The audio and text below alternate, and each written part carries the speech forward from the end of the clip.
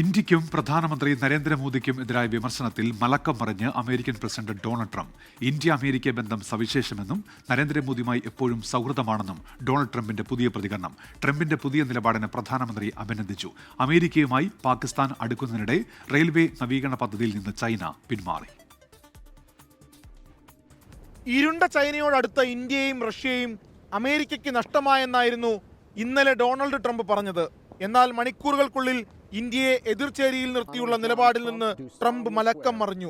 ഇന്ത്യയുമായുള്ള ബന്ധം പഴയപടിയാകുമോ എന്ന ചോദ്യത്തിന് ഇരു രാജ്യങ്ങളും തമ്മിൽ സവിശേഷ ബന്ധമാണെന്നും മോദി എപ്പോഴും സുഹൃത്തെന്നും മറുപടി.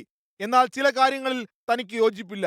ട്രംപിന്റെ പുതിയ നിലപാടിനെ പ്രധാനമന്ത്രി നരേന്ദ്രമോദി അഭിനന്ദിച്ചു. ഇരു രാജ്യങ്ങൾക്കുമിടയിൽ സമഗ്രമായ പങ്കാളിത്തമുണ്ടെന്നാണ് ട്രംപിനെ ടാഗ് ചെയ്ത് മോദിയുടെ എക്സ് പോസ്റ്റ്. UN വാർഷിക സമ്മേളനത്തിൽ പ്രധാനമന്ത്രി പങ്കെടുത്തേക്കില്ലെന്ന റിപ്പോർട്ടുകൾക്കിടെയാണ് ഇരു നേതാക്കളുടെയും പ്രതികരണങ്ങൾ. ഈ മാസം അവസാനം നടക്കാനിരിക്കുന്ന ന്യൂയോർക്കിലെ സമ്മേളനത്തിൽ വിദേശകാര്യമന്ത്രി എസ് ജയശങ്കർ ആയിരിക്കും പങ്കെടുക്കുക.